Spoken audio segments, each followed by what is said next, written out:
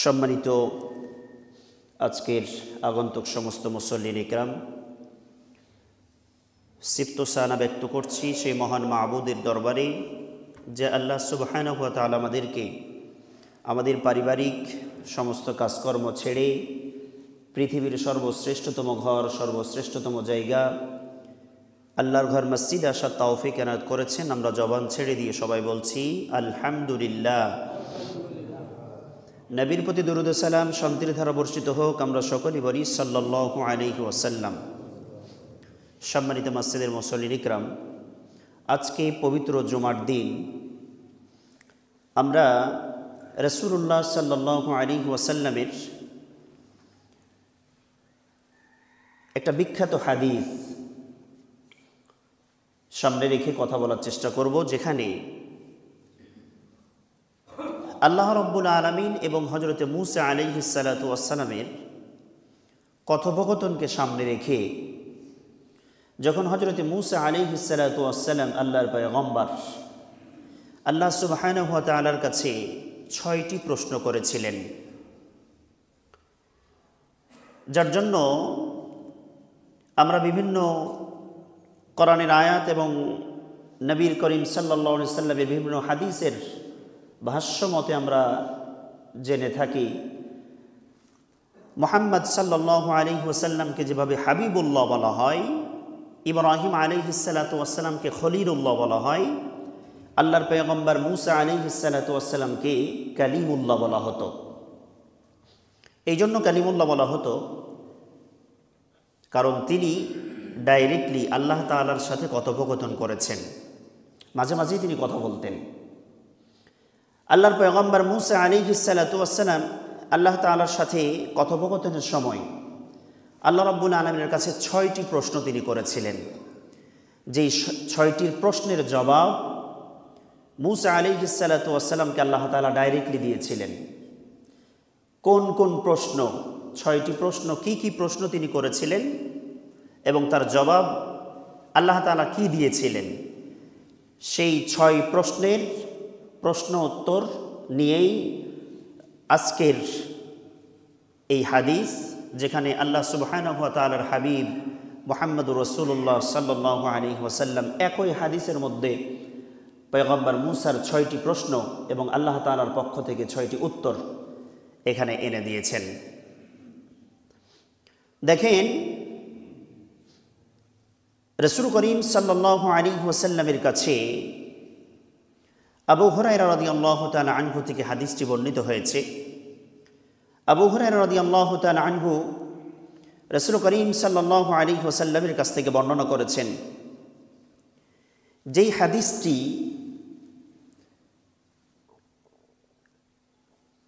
আল্লাহর পয়গম্বর মুহাম্মদ সাল্লাল্লাহু আলাইহি ওয়াসাল্লাম যখন ডাইরেক্টলি কোনো কথা তিনি বলেন সেগুলো হচ্ছে সাধারণ হাদিস, কিন্তু হাদিসে কুদসি হচ্ছে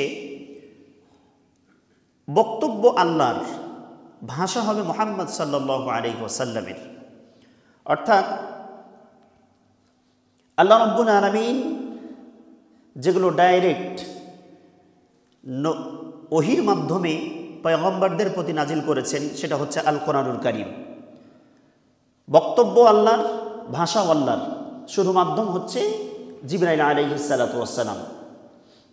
আর বক্তব্য হচ্ছে আল্লাহ তাআলার, কিন্তু ভাষা হচ্ছে মুহাম্মদ সাল্লাল্লাহু আলাইহি ওয়াসাল্লামের, যার অর্থ সেটাই হচ্ছে হাদিসে কুদসি। অর্থাৎ মুহাম্মদ সাল্লাল্লাহু আলাইহি ওয়াসাল্লামকে আল্লাহ রাব্বুল আলামিন ডাইরেক্টলি যেটা বলেছেন সেটা মুহাম্মদ সাল্লাল্লাহু আলাইহি ওয়াসাল্লাম অনুবাদ করেছেন। এই হাদিসে কুদসির প্রথম অংশ আল্লাহর পয়গম্বর মূসা আলাইহিস সালাতু ওয়াস সালামের তার রবের কাছে আল্লাহ সুবহানাহু ওয়া তাআলার কাছে প্রশ্ন করছেন, ইয়া রব্বি, হে আমার প্রতিপালক, আইয়ু ইবাদিকা আতকা, পৃথিবীতে আপনার হাজার হাজার কোটি কোটি বান্দা আছে, এই বান্দাবান্দীদের মধ্য থেকে আপনার নিকটে সবচেয়ে পরেজগার, সবচেয়ে মুত্তাকি বান্দা কারা? আল্লাহর কাছে নাম্বার 1 প্রশ্ন তিনি করলেন। এরপরে তিনি 2 নম্বর প্রশ্ন করলেন, ইয়া রব্বি আইয়ু ইবাদিকা আহদা, পৃথিবীতে আপনার পক্ষ থেকে হেদায়েত প্রাপ্ত মানুষ কারা? কাদেরকে আমরা হেদায়েতের অনুসারী বলে ধরে নিতে পারি?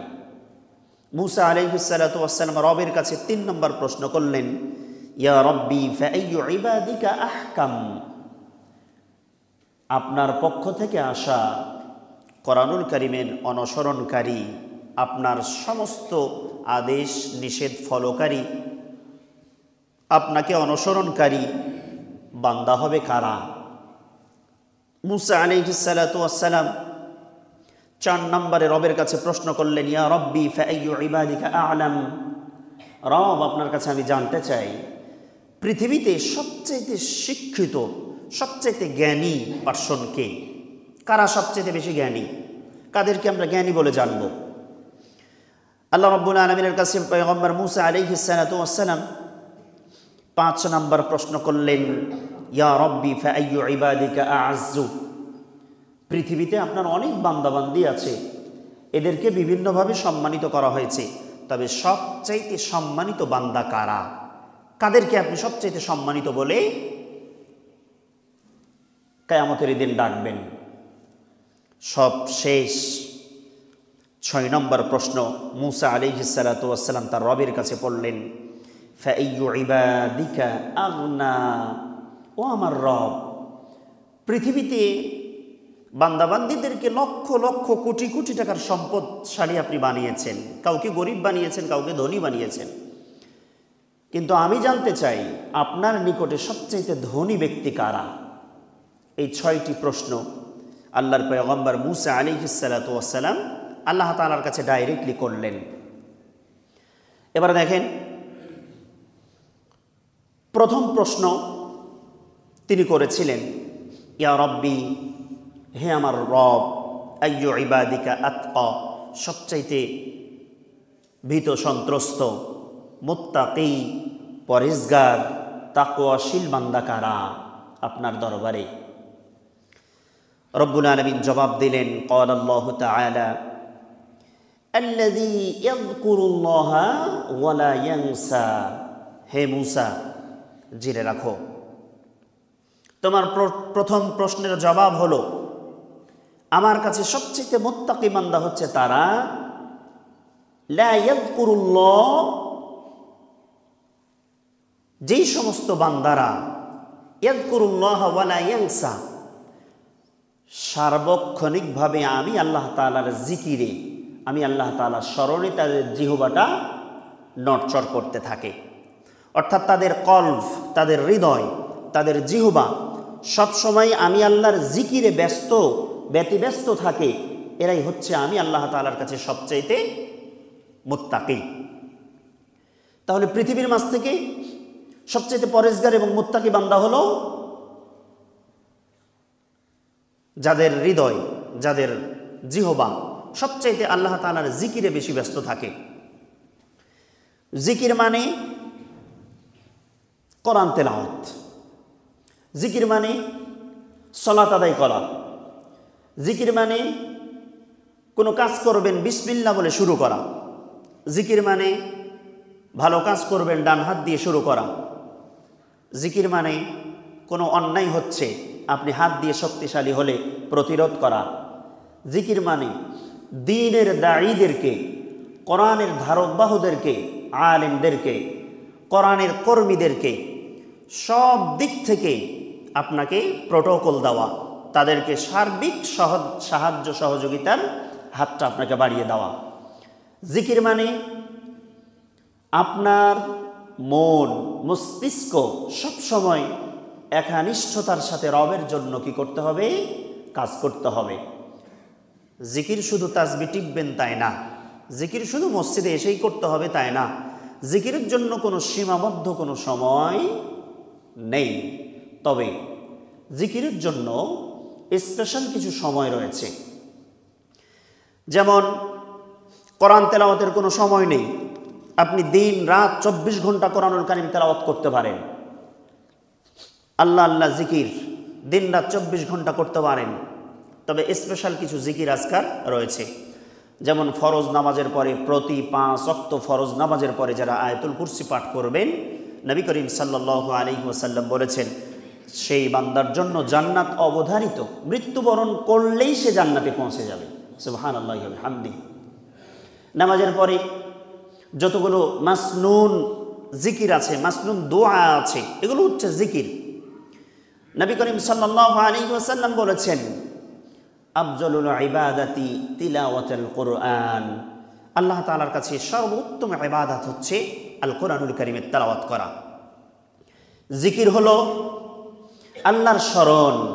ইয়া আইয়ুহাল্লাযীনা আমানু ইযা নুদিয়া লিস-সালাহ ফাসআউ ইলা যিকরিল্লাহ, হে ঈমানদাররা, যখন তোমাদেরকে নামাজের জন্য আহ্বান করা হবে তখন ফাসআউ ইলা যিকরিল্লাহ, তখন আল্লাহর জিকিরের দিকে, মানে এখানে এই জিকিরের অর্থ হচ্ছে নামাজ, আল্লাহর নামাজের দিকে, মসজিদের দিকে তোমরা দ্রুততার সাথে ছুটে আসো। আল্লাহ রাব্বুল আলামিন বলছেন ইয়া আইয়ুহাল্লাযীনা আমানু কুরুল্লাহা নি'মাহ ওয়াযকুরুল্লাহা কাসীরা ওয়াসাব্বিহুহু বুকরাতাও ওয়া আসীলা। অনেকগুলো আয়াত এসেছে আল্লাহর জিকিরের ক্ষেত্রে। আল্লাহ রাব্বুল আলামিন সূরা আলে ইমরানের ভিতরে বলছেন ওয়াযকুর রাব্বাকা কাসীর, তোমরা আল্লাহ তাআলার জিকির বেশি বেশি করো, বিশেষ করে ওয়াসাব্বিহ বিল আশিয়্যি ওয়াল ইবকার, সকাল সন্ধ্যা আল্লাহ তাআলার জিকির করার কথা বলা হয়েছে। এটা হচ্ছে স্পেশাল মোমেন্ট, স্পেশাল সময়। 24 ঘন্টা আপনি এনি টাইম জিকির করতে পারেন, কোনো বাধা নাই। তবে স্পেশাল মর্যাদা হচ্ছে সকাল এবং বিকাল। সকাল সন্ধ্যা যদি স্পেশালভাবে জিকির করতে পারেন, আল্লাহ রাব্বুল আলামিনের নির্দেশ ফলো করা হবে। আল্লাহ রাব্বুল আলামিন সূরা আহজাবের ভিতরে বলছেন ওয়াসাব্বিহুহু বুকরাতাও ওয়া আসীলা, তোমরা আল্লাহর জন্য সকাল সন্ধ্যা তাসবিহ পাঠ করো। তার মানে সুবহানাল্লাহ, একে হাদিসের ভাষায়, সংক্ষিপ্ত ভাষায় তাসবিহ বলা হয়েছে। আলহামদুলিল্লাহ হাদিসের ভাষায় তাহমিদ বলা হয়েছে। আল্লাহু আকবার সংক্ষিপ্ত হাদিসের ভাষায় তাকবীর বলা হয়েছে। তাকবীর মানে আল্লাহু আকবার পড়বেন, তাহমিদ আলহামদুলিল্লাহ পড়বেন, তাসবিহ সুবহানাল্লাহ পড়বেন। এই সবগুলো হচ্ছে জিকির। কোরআনুল কারীম তেলাওয়াত করা হচ্ছে জিকির, নামাজ আদায় করা হচ্ছে জিকির। কোনো কারণে দুইজন মানুষের ঝগড়া বেঁধেছে, সেখানে ফায়সালা করবেন আল্লাহকে স্মরণ রেখে, আল্লাহর সন্তুষ্টির জন্য যদি ফায়সালা করতে বসেন, সেই 1 ঘন্টা লাগুক, 2 ঘন্টা লাগুক, 5 ঘন্টা লাগুক, পুরো সময়টা আল্লাহর জিকিরে ব্যস্ত হওয়ার সমপরিমাণ নেকি আল্লাহ তাআলা আপনার আমলনামায় লিপিবদ্ধ করে দিবেন। সুবহানাল্লাহি ওয়া বিহামদিহি। আপনি আপনার পরিবার, আপনার স্ত্রী সন্তানের জন্য ইনকামের জন্য বের হয়েছেন, রবের নাম নিয়ে শুরু করেন, রবের নাম নিয়ে বের হয়ে পড়েন, হালাল পন্থায় রুজি অন্বেষণের জন্য বের হয়ে যান। যতক্ষণ পর্যন্ত আপনার পরিবারের জন্য, সন্তানাদিদের জন্য, স্ত্রীদের জন্য, ইনকামের জন্য বের হয়েছেন, পুরো সময়টা আল্লাহর জিকির ব্যতিব্যস্ত হওয়ার সমপরিমাণ আল্লাহ তাআলা আপনার আমলনামায় সওয়াব লিপিবদ্ধ করে দেবেন। সুবহানাল্লাহি ওয়া বিহামদিহি। আমরা তো জানি শুধুমাত্র মানুষকে দান করলেই দান করা হয়, অসহায় এতিম মিসকিনকে সাহায্য করলেই সাহায্য করা হয়, মানুষকে সহযোগিতা করলেই মনে হয় সাদাকা করা হয়। কিন্তু নিজের স্ত্রীর জন্য শাড়ি কিনে দিলেও কিন্তু সাদাকা করার সওয়াব আল্লাহ তাআলা আমার আপনার আমলনামায় দিবেন। সুবহানাল্লাহ বলবেন না? আপনি আপনার ইনকাম, আপনি আপনার স্ত্রীর দায়িত্ব, ভরণ পোষণ, আপনি আপনার স্ত্রীকে একটা মেক্সি করে দিবেন, একটা শাড়ি কিনে দিবেন, আপনি আপনার মেয়েটাকে একটা পর্দাশীল একটা জামা বানায় দিবেন, আপনি আপনার ছেলের জন্য স্কুল, কলেজ, ভার্সিটি, মাদ্রাসা, আপনার মেয়ের জন্য পড়ালেখার খরচ বহন করবেন। এই প্রত্যেকটা টাকা আপনার স্ত্রীর জন্য, বাবা মায়ের জন্য, সন্তানাদির জন্য যা খরচ করছেন, এই সবগুলো আপনার আমলনামায় সাদাকা করার সমপরিমাণ নেকি আল্লাহ তাআলা লিপিবদ্ধ করবেন। সুবহানাল্লাহি ওয়া বিহামদিহি। শুধু কি করতে থাকতে হবে? কি থাকতে হবে? আপনার নিয়তটা পাক থাকতে হবে, পবিত্র থাকতে হবে। বুখারীর প্রথম হাদিস হচ্ছে ইন্নামাল আমালু বিন্নিয়াত, প্রত্যেকটা আমল আপনার নিয়তের উপর নির্ভরশীল। নিয়ত আপনার ঠিক, আপনার আমল ঠিক। আপনি নিয়ত করেছেন নেতা হয়েছি, সমাজের লিডার হয়েছি, রাজনীতিতে দাঁড়াতে হবে, ভোট পেতে হবে, যদি রমজান মাসে রোজা না রাখি কেমন দেখায়, নেতা হয়েছি, জুমার দিন যদি মসজিদে না যাই কেমন দেখায়, লম্বা পাঞ্জাবি যদি না পরি কেমন দেখায়, বেমানান হয়ে যায়, এই নিয়ত করে 100 বছর ধরে রোজা রাখছেন, 100 বছর ধরে যদি আপনি হজ করেন, 100 বছর নামাজ আদায় করেন, একটা নামাজ, একটা হজ, একটা সওম আল্লাহর দরবার পর্যন্ত পৌঁছাবে না, সব আকাশে ঝুলে থাকবে। এটার মধ্যে লৌকিকতা রয়েছে। এই জন্য নিয়তটা আপনাকে ঠিক করতে হবে। নিয়ত যদি আপনার ঠিক থাকে তাহলে সব আমল আল্লাহ তাআলার দরবারে কবুল হবে। পৃথিবীতে আমাদেরকে ধোকার মধ্যে, মরিচিকার মধ্যে ফেলে দেয় দুটো জিনিস, একটা হচ্ছে সম্পদ আর একটা হচ্ছে ছেলে সন্তানাদি, ছেলে কিংবা মেয়ে, সন্তানাদি আর ধন সম্পদ। যার কাছে ধন সম্পদ নাই দেখবেন সে রবের কাছে বারবার ডাকে, আল্লাহ আমারে টাকা দাও, আল্লাহ আমারে ধনী বানাও, আল্লাহ। যে ব্যক্তি অসুস্থ হয় দেখবেন বারবার রবকে ডাকেন, আল্লাহ আমাকে সুস্থ করে দাও। এ অসুস্থতা ভালো লাগে না। অসুস্থ হলে আপনার জিহ্বা আল্লাহর জিকিরে যত ব্যতিব্যস্ত হয়, সুস্থ থাকলে এত বেশি ব্যস্ত আপনার জিহ্বা থাকে না। সুস্থ থাকলে মানুষরা রবকে ভুলে যায় বেশি। আল্লাহ রাব্বুল আলামিন সূরা মুনাফিকুনের মধ্যে বলছেন, ইয়া আইয়ুহাল্লাযীনা আমানু, হে ঈমানদাররা, লা তুলহিকুম আমওয়ালুকুম ওয়ালা আওলাদুকুম আন যিকরিল্লাহ, মনে রাখো তোমাদের ধন সম্পদ আর তোমাদের সন্তানাদি যেন আমি আল্লাহ তাআলা জিকির থেকে তোমাদেরকে গাফেল না করে দেয়। বহুত মানুষকে দেখবেন 10 বছর আগে সম্পদ ছিল না, এখন হয়েছে। আগে আচরণ ভালো ছিল, এখন নষ্ট হয়ে গেছে। আগে কখনো জেনার সাথে জড়িত ছিল না, এখন জেনার সাথে জড়িত। আগে কখনো নামাজ ছেড়ে দিত না, এখন নামাজ ছেড়ে দেয়। আগে ব্যস্ত ছিল না, মসজিদে সময় থাকতো, এখন সময় নেই। বহুত মানুষকে দেখবেন সন্তান যখন ছিল না তখন একরকম ছিল, সন্তান পাওয়ার পরে সন্তানকে ডাক্তার বানাবে, ইঞ্জিনিয়ার বানাবেন। এই জন্য রাত্রি 4টা থেকে শুরু করে রাত্রি 10টা পর্যন্ত, ঘুম থেকে উঠা থেকে শুরু করে ঘুম যাওয়া পর্যন্ত শুধু ছেলের পিছনে, কিভাবে প্রাইভেটে দিতে হবে, কোন স্যারের কাছে দিতে হবে, কোন কোচিংয়ে দিতে হবে, কিভাবে ডাক্তার বানাতে হবে, এই সন্তানের পিছনে দৌড়াতে তার আখিরাত জিরো করে ফেলেছে। আমার আপনার চাইতে আমাকে আপনাকে বেশি চিনে কে? আল্লাহ। আমাকে আপনাকে যতটা না চিনি তার চাইতে বেশি চিনে কে? আল্লাহ। আল্লাহ ভালো জানে। এজন্য আল্লাহ বলছেন, লা তুলহিকুম, তোমরা তোমাদেরকে ধ্বংস করে দিও না তোমাদের সম্পদগুলোতে, ওয়ালা আওলাদুকুম, এবং তোমাদের সন্তানাদিতে, ছেলে মেয়েদেরতে, আন যিকরিল্লাহ, যেন আমি আল্লাহ তাআলার স্মরণ থেকে, জিকির থেকে, নামাজ থেকে গাফেল না করে দেয়। এই আয়াতের শেষ অংশে আল্লাহ বলেছেন, ওমাই ইয়াফআল যালিকা ফাউলাইকা হুমুল খাসিরুন, যদি কারো সন্তান, যদি কারো সম্পদ তাকে আল্লাহর জিকির থেকে গাফেল করে দেয়, অলস করে দেয়, দূরে সরিয়ে দেয়, আল্লাহ বলছেন ফাউলাইকা হুমুল খাসিরুন, তারা স্পষ্ট হচ্ছে কি ক্ষতিগ্রস্তদের ভিতরে পড়ে যাবে, পরকাল ধ্বংস। আল্লাহ রাব্বুল আলামিন বলছেন সূরাতুর রা'দ, আলা বিযিকরিল্লাহি তাতমাইন্নুল কুলুব, সাবধান, ওই হৃদয়, যেই হৃদয় আল্লাহর জিকিরের সাথে সংযুক্ত, সম্পৃক্ত, সেই হৃদয়ের মধ্যেই আল্লাহ রাব্বুল আলামিন প্রশান্তি দিয়ে ভরপুর করে রেখেছেন। সুবহানাল্লাহি ওয়া বিহামদিহি। যে হৃদয় সবসময় আল্লাহর জিকিরে ব্যতিব্যস্ত, সেই হৃদয়ের প্রতি আল্লাহ তাআলার প্রশান্তি কি রেখেছেন? পরিপূর্ণ করে রেখেছেন। অন্য করে হৃদয় এত প্রশান্তি পাবে না। তাহলে মুসা আলাইহিস সালাতু ওয়াস সালামের 1 নম্বর প্রশ্ন ছিল, রব, পৃথিবীতে সবচাইতে মুত্তাকি কারা? আপনার কাছে মুত্তাকি পরেজগার বান্দা কে? আল্লাহ রাব্বুল আলামিন জবাব দিলেন, যাদের হৃদয়, যাদের জিহবা, যাদের মন মস্তিষ্ক সব সময় আল্লাহর জিকিরে ব্যস্ত থাকে। জিকিরের মধ্যে আমরা আমাদের মনকে, জিহবাকে রাখবো তো ইনশাআল্লাহ। আল্লাহ আমাদের সবাইকে তৌফিক দান করুক, আল্লাহুম্মা আমিন। মুসা আলাইহিস সালাতু ওয়াস সালাম 2 নম্বর প্রশ্ন করলেন, ইয়া রব্বি আইয়ু ইবাদিকা আহদা, ও আল্লাহ, আপনার তো লক্ষ লক্ষ বান্দাবান্দি, এদের ভিতরে সবচেয়ে হেদায়েত প্রাপ্ত সুপথ প্রাপ্ত বান্দা কে?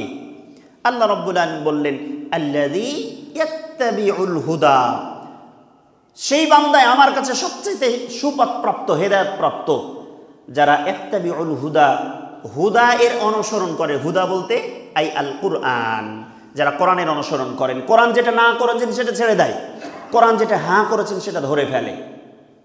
এক কথায় কোরআনের শুরু থেকে শেষ পর্যন্ত, সূরা ফাতিহা থেকে নাস পর্যন্ত আল্লাহ যা বলেছেন সবগুলোকে জীবনের বাস্তবায়ন করার চেষ্টা করেছেন, মানার চেষ্টা করেছেন, অনুসরণ অনুকরণ করার চেষ্টা করেছেন। আল্লাহ রাব্বুল আলামিন বলছেন, ওই বান্দারা যারা আমার হুদায়ের অনুসরণ করেছেন, মানে কোরআনের অনুসরণ করেছেন, আমার কাছে সবচাইতে সুপথ প্রাপ্ত বান্দা হবে তারা। সুবহানাল্লাহি ওয়া বিহামদি। তার মানে কোরআনের ছাড়া, কোরআনের হেদায়েত ছাড়া আপনার আমার জীবন বৃথা।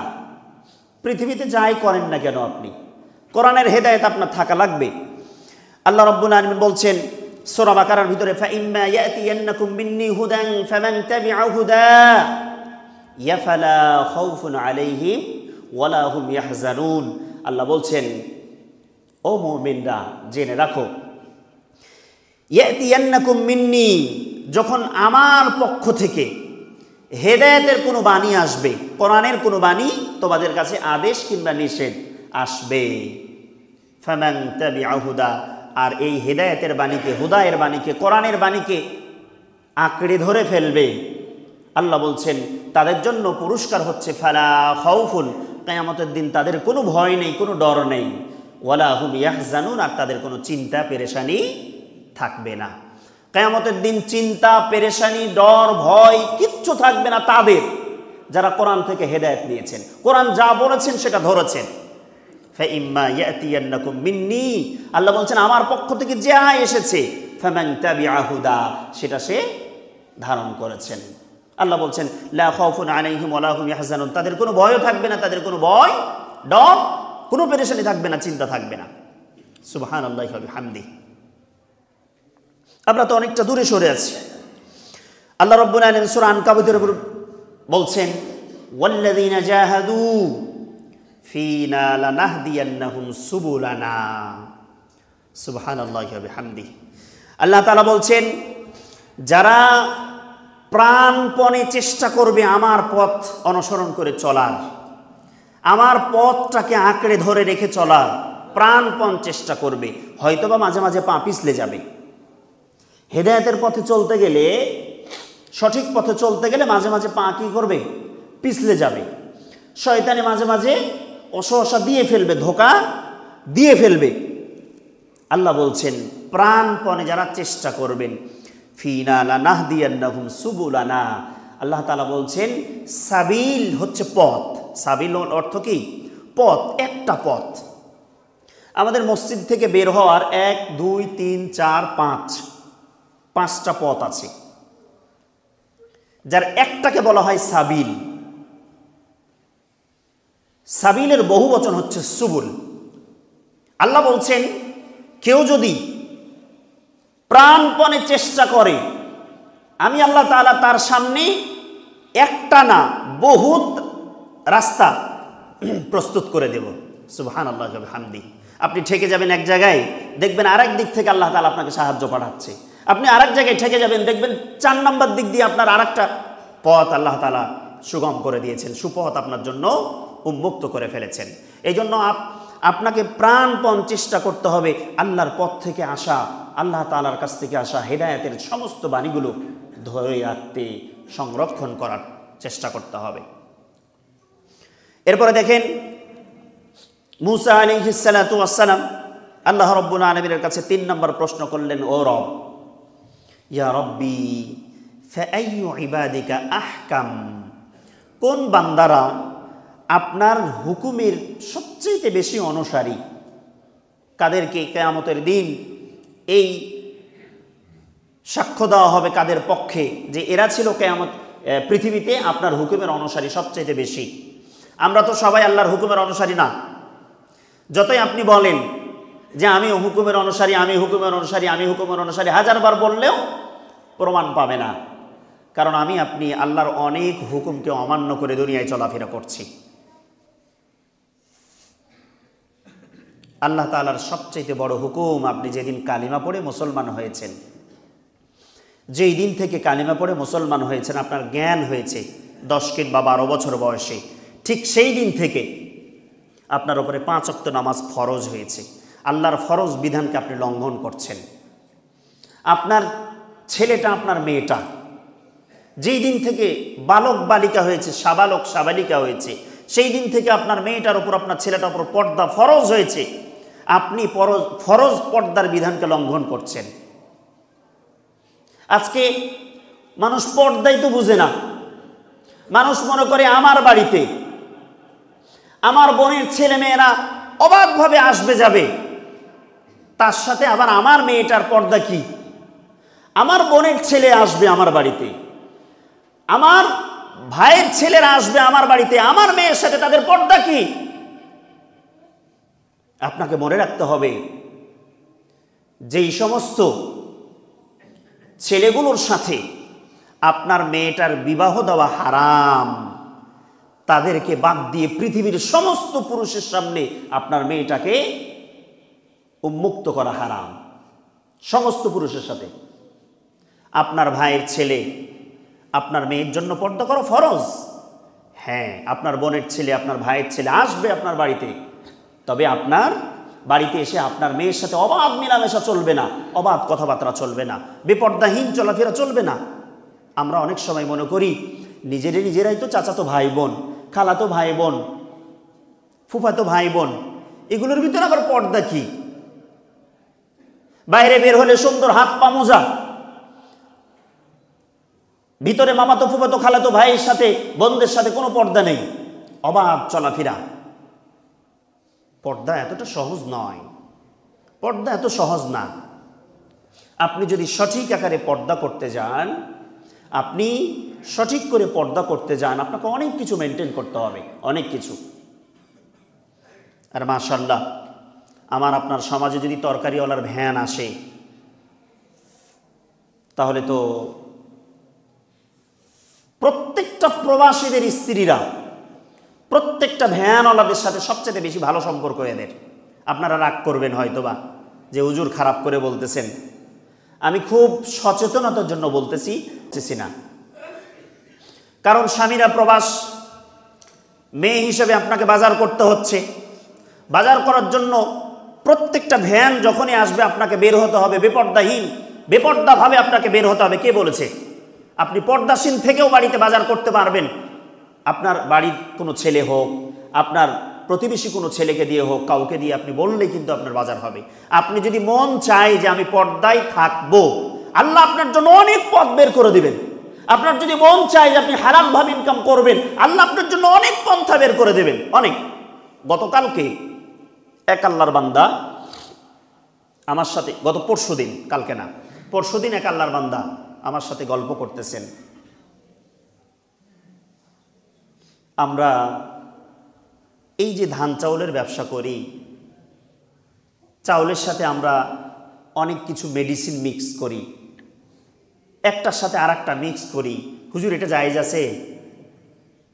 আমার কাছে প্রশ্ন করতেছে। তা আমি তার কাছে উল্টা প্রশ্ন করতেছি, আপনার বিবেক কি বলে? এরপরে আমি কোরআন হাদিস থেকে যাই, আপনার বিবেক কি বলে? তো বলে আমার বিবেক বলে এটা তো হারাম। তা আপনি তো জানেন ভালো, আপনি সুঘ্রাণ নিয়ে আসার জন্য একটা ঘ্রাণ কি করছেন? মিক্স করছেন, এরপরে আপনি বাজারজাত করতেছেন। তো বলে আমরা তো বলেই দিচ্ছি। আমি ওনাকে ছোট্ট করে বললাম যে কখনো কি আপনার ছেলে মেয়েগুলোকে নিয়ে, বাবা মাকে নিয়ে বিরিয়ানি খাওয়ার সময় এই চাউলে এই মেডিসিনটা মিক্স করে বলেছেন যে বউ আজকে খুব আনন্দ করে আমরা বাড়িতে খাবো, এটা মিক্স করে আজকে খাও, সেন্টটা ভালো হবে? কখনো খেয়েছেন? বলেন তো, যারা মিক্স করে তারা এরকমটা করবে কখনো? যারা এই যে টমেটোতে বিভিন্ন কেমিক্যাল যুক্ত করে টমেটো পাকাচ্ছেন, কালার নিয়ে আসছেন, বিক্রি করছেন, ওরা কখনো নিজের হাতে মিক্স করে এই কেমিক্যাল দিয়ে খাবে? খাবে না। হয়তোবা কোনো কারণে ঘুরপাক খেতে খেতে ওই টমেটোই তার হাত পর্যন্ত চলে আসতে পারে, অজানা, এবং আসাটাই স্বাভাবিক।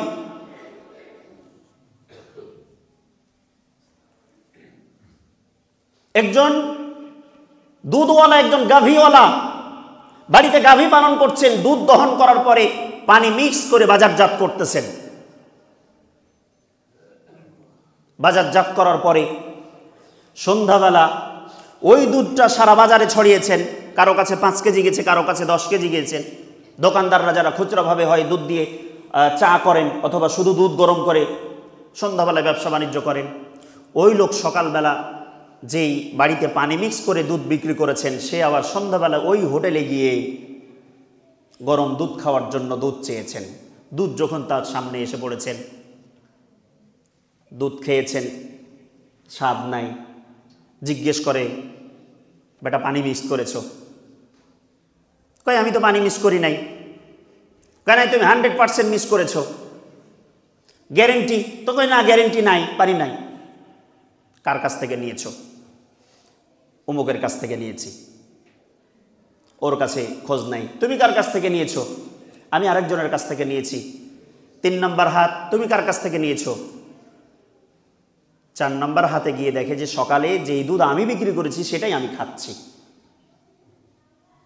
সেই দুধে তো পানি মিক্স করা থাকবেই, কারণ সে নিজে দিয়েছে। মাআযাল্লাহ, আল্লাহ আমাদেরকে মাফ করুক। আমরা এরকমভাবেই চলাফেরা করতেছি।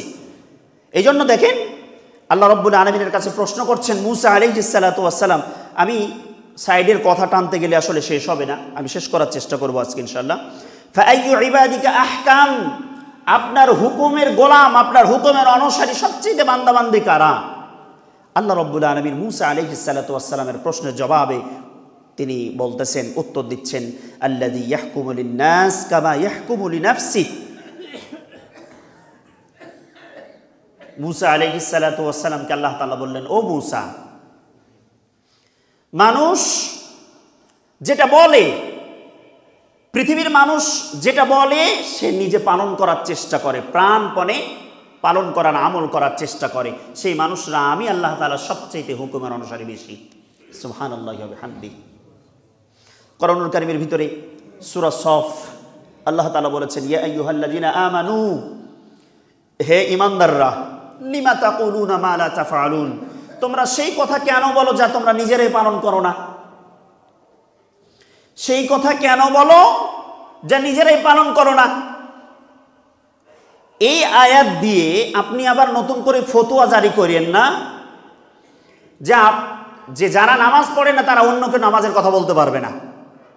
এই ফতোয়া জারি করেন না। আল্লাহ সতর্ক বার্তা দিয়ে বলছেন, লিমা তাকুলুনা মা লা তাফআলুন, যা তোমরা করতে পারো না সেটা মানুষকে কেন উপদেশ দাও? এই আয়াতের ব্যাখ্যা বিশ্লেষণে আপনাকে মাথায় রাখতে হবে যে যেটা আপনি আদেশ করতেছেন সেটা নিজে সবচেয়ে বেশি পালন করার সচেষ্ট থাকতে হবে। আপনাকে গুরুত্ব দেওয়ার জন্য আল্লাহ তাআলা বলেছেন আপনাকে।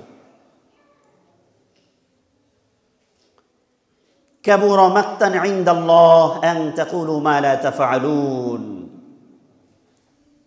আল্লাহ রাব্বুল আলামিন বলছেন, আল্লাহর নিকটে এটা সবচেয়ে অপছন্দনীয় কাজ যে তুমি যা করো না তা মানুষকে বলে বেড়াও, যা আমল করো না তা মানুষকে বলে বেড়াও। সম্মানিত মাসজিদের মুসল্লিন ইকরাম, আল্লাহ রাব্বুল আলামিনের কাছে মূসা আলাইহিস সালাতু ওয়াস সালাম একটা একটা করে 6টা প্রশ্ন করেছেন।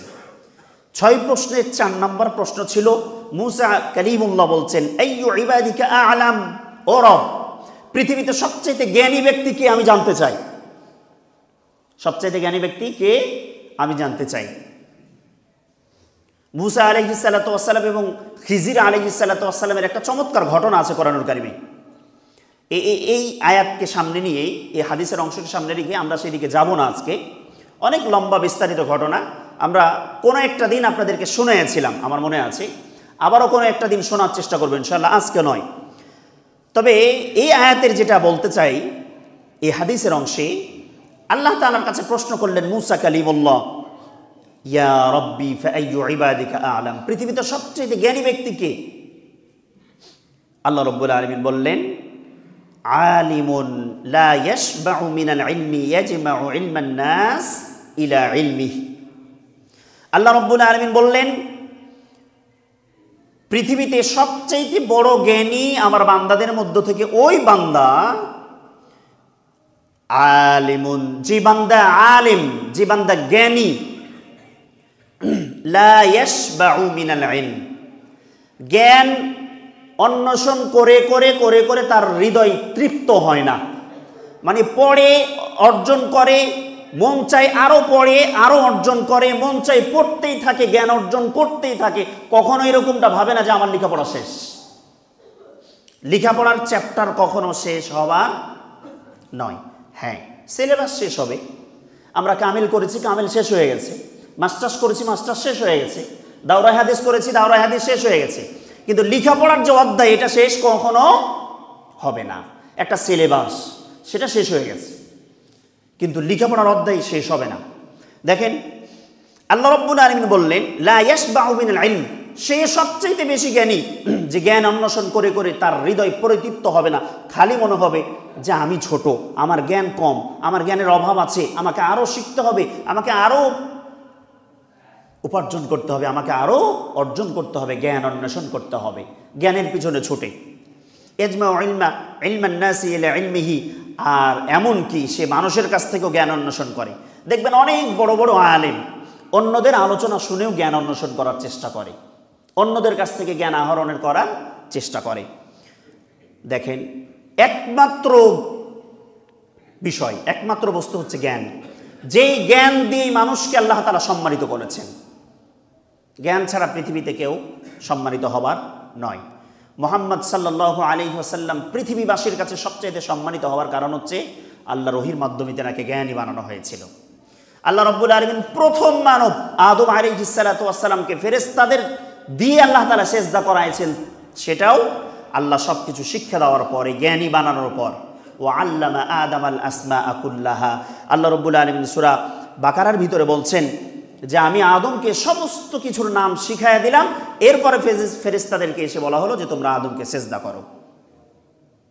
দেখেন, ওয়াল্লাযীনা উতুল ইলমা দারাজাত, আল্লাহ রাব্বুল আলামিন সূরা মুজাদালার ভিতরে বলছেন যাদেরকে জ্ঞানী বানানো হয়েছে, যাদেরকে কোরআনের জ্ঞান দান করা হয়েছে, আল্লাহ তাআলা বলছেন আমি তাদেরকে সম্মানিত করেছি। সুবহানাল্লাহি ওয়া বিহামদি, জ্ঞান দিয়েই সম্মানিত করা হয়ে থাকে। আল্লাহ বলছেন ওয়ামা উতিতুম মিনাল ইলমি ইল্লা কলিলা, জ্ঞানের আধার কে? জ্ঞান আসে কোত্থেকে? একমাত্র রবের কাছ থেকে জ্ঞান আসে। আল্লাহ বলছেন ওমা উতিতু মিনাল ইলমি ইল্লা কলিলা, ও পৃথিবীবাসী মনে রাখো তোমাদেরকে অল্প কিঞ্চিত পরিমাণ জ্ঞান আমি আল্লাহ তাআলা আমার পক্ষ থেকে দান করে থাকি। সুবহানাল্লাহি ওয়া বিহামদি। আজকে এই কিঞ্চিত পরিমাণ জ্ঞান দিয়ে এক একজন আল্লামা সাঈদী, এই বিন্দু পরিমাণ জ্ঞান দিয়েই আল্লাহ তাআলা এক একজন মিজানুর রহমান আজহারি, শত শত কোটি কোটি আলেম পৃথিবীতে, এক একজন ডক্টর জাকির নায়েক, আল্লাহর কাছ থেকে ন্যূনতম কিঞ্চিত পরিমাণে এলেম নিয়েই। নবী করিম সাল্লাল্লাহু আলাইহি সাল্লাম নিজে বলছেন ও আলী, আমি হচ্ছি জ্ঞানের সাগর, তুমি আলী সারা পৃথিবী ভরে সব এলেম যদি অন্বেষণ করো তো একটা এই জ্ঞানের সাগরের মধ্যে একটা সূচ ফেলে দিয়ে তুললে এই সূচের মাথায় যেই পরিমাণ পানি আসবে, সারা পৃথিবী মানুষ এত এলেম অন্বেষণ করার পরেও ওই সমুদ্রের কাছে এই পানি যতটুকু মূল্যহীন, সব পৃথিবীর মানুষের জ্ঞান আল্লাহর এলেমের কাছে মূল্যহীন। সুবহানাল্লাহি ওয়া বিহামদি। একটা সূচ পানির ভিতরে, সমুদ্রের ভিতরে ঢোকালে কি পরিমাণ আসবে? একেবারে অল্প। আমি সামনের দিকে যাই, দেখেন মুসা আলাইহিস সালাতু ওয়াস সালাম 5 নম্বর প্রশ্ন করলেন ফাআইয়ু ইবাদিকা আ'আজ্জু, ও আল্লাহ আপনার কাছে সবচেয়ে সম্মানিত বান্দা কারা? এটা মনে রাখবেন, খুব গুরুত্বপূর্ণ আমাদের জন্য, বর্তমান লেভেলের মানুষদের জন্য। আল্লাহ বললেন ইযা কদারা ফাআফা, আমার কাছে সবচেয়ে সম্মানিত মানুষ হচ্ছে তারা যারা ক্ষমতা আছে, যোগ্যতা আছে, পাওয়ার আছে, চেয়ার আছে, গদি আছে, মানুষকে অন্যায়ের শাস্তি দিতে পারবেন, অথচ অন্যায়ের শাস্তি দেওয়ার ক্ষমতা পাওয়ার পরেও তারা মাফ করে দেয়। সুবহানাল্লাহি ওয়া বিহামদি।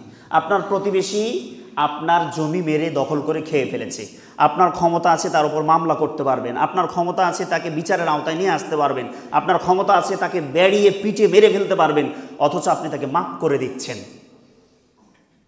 আল্লাহ বলছেন কোন বান্দার ক্ষমতা থাকার পরেও, শাস্তি দেওয়ার ক্ষমতা থাকার পরেও যখন ইচ্ছাকৃতভাবে মাফ করে দেয়, ওই বান্দা আমার কাছে সবচেয়ে সম্মানিত।